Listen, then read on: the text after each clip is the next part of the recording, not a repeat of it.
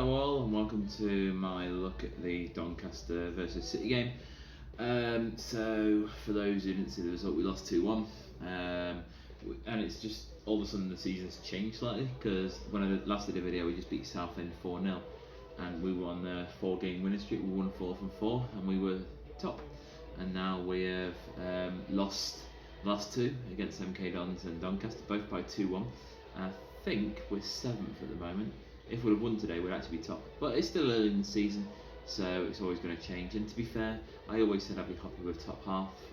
So to be fair, as we're coming against the better sides in the division, we're always going to start to struggle. Having said that, it is frustrating that twice in a week we've had a lot of possession and not really done a lot with it, and ended up losing 2-1. Now, admittedly, both away from home, both difficult places to go. Stadium MK has never been an easy place for anyone to go. And I say that today after they lost, I think it was 4-0 in the end against Peterborough. I could be wrong. And Doncaster, they made the playoffs last year, so they're obviously not pushovers. So it's never going to be an easy game, but it's just frustrating, and it's just frustrating to lose 2-1 when you have so much of the game. And I think the reason is, it's like playing one up top it's a tactic that's not going to really be successful at this level. We won't concede many goals. But it's just one of the things where we're not going to score that many either. Now, one of my old friends has already said on Twitter, it worked fine for his last 2 years, but this is very different. This is League One, where if you don't take the most of your chances, we've already seen that teams will punish you. In League Two, you can get away with it more because, but the further you go up the pyramid, the less likely you are to get away with these mistakes. So, say for example, if we'd have been this wasteful against a team when we won the conference, we'd probably still go on to win that game by 2 or 3 goals. Whereas now, if we have, say, 15 shots, of only which 3 are on target, there's a good chance we're not actually going to score. Now, I say that with us actually having scored in every game so far this season, but as the season goes on, we're going to need more than 2 strikers, especially right now, because we're only playing one at a time. We're usually starting with Tyler Walker up front and then bringing John Akinde up. Now I'm not going to slag John Akinde off like a lot of people are, but he does need to start scoring more from outside the box, from in the open play. Now, don't get me wrong, that's not his only part of the game, but when he is on the pitch, he is our only striker on the pitch at the moment, and he needs to be scoring goals. George Grant scored today, and it was an okay finish, to be fair, considering it came at him at a good speed. But yet again, it was Tyler Walker that created it. Tyler Walker has come to be the best striker we have, and I know that sounds strange given we only have 2, so it's quite not a high yardstick. But yeah, we did have 3 before today, with the other one being Jordan Adebayo Smith, but he's now gone. He wasn't going to get much game time anyway, but realistically, we do need another striker. We seem to have plenty of defenders and plenty of midfielders, but we just need that one striker that can come on and give us at least some options, because at the moment it's just restricted. It's like Tyler Walker's going to start and John Akinde is going to come on. Other teams can easily scout that and start countering it, and that seems to be what MK Dons and Doncaster Rovers started to do. Tyler Walker, a lot of teams are finding it hard to handle him. His finish on Tuesday night against MK Dons was excellent, but they're scouting it more and more. Teams are going to get better at scouting us and our tactics. We're not going to come up against, say, with no disrespect to them, a Southend every week where they go behind, they're going to stay behind. We're going to come up against these teams that can score with like their first chance of the game, like say Ennis, I think his name is, scored today with an excellent finish, to be fair.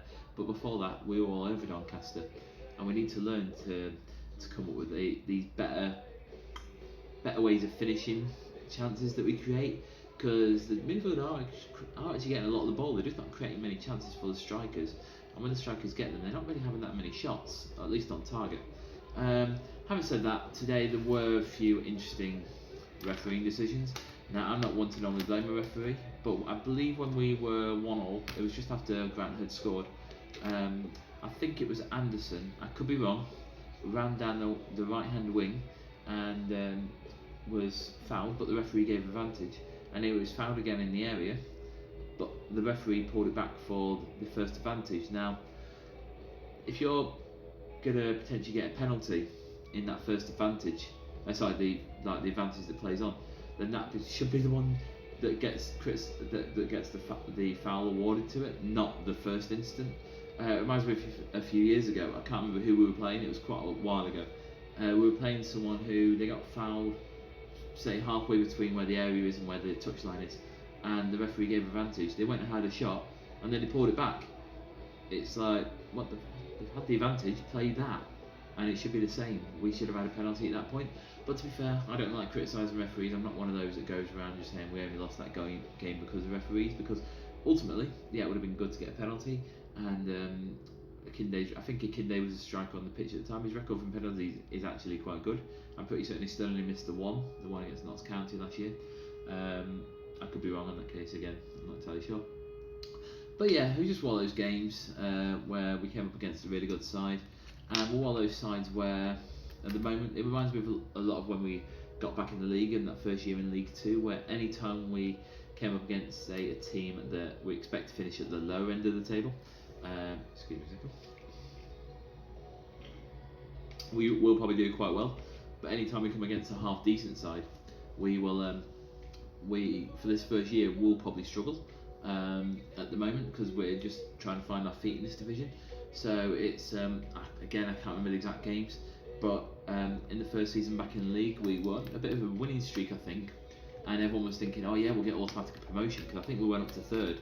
It was just after Christmas, I think we beat Stevenage 3-0. That's who we definitely beat on the Boxing Day that season, because I was at it. And then I think that put us third, or the game after we went third.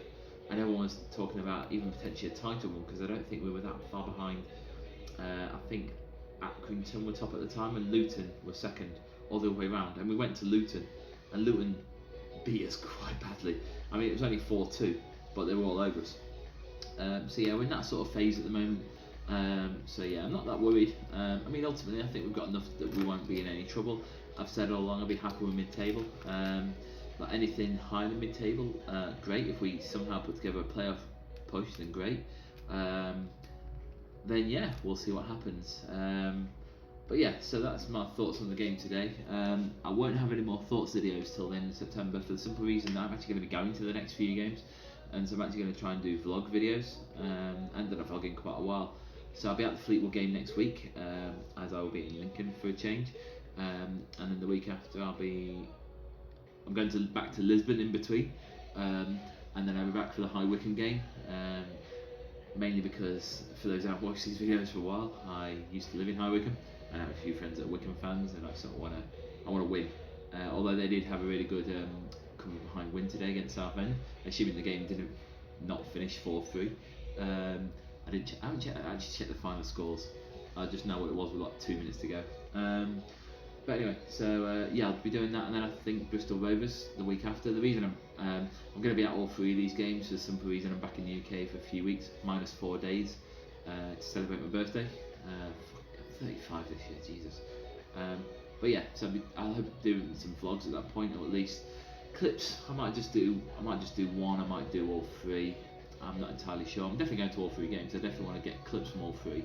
I'm just not sure if I have the energy or patience to do 3 full videos these days, especially as I'm restricted to Windows Movie Maker. But I'm going to stop talking. I'm going to leave it there. Any questions, comments, anything, just leave it below. And yeah, I'll see you all again in a few weeks. Cheers. Bye.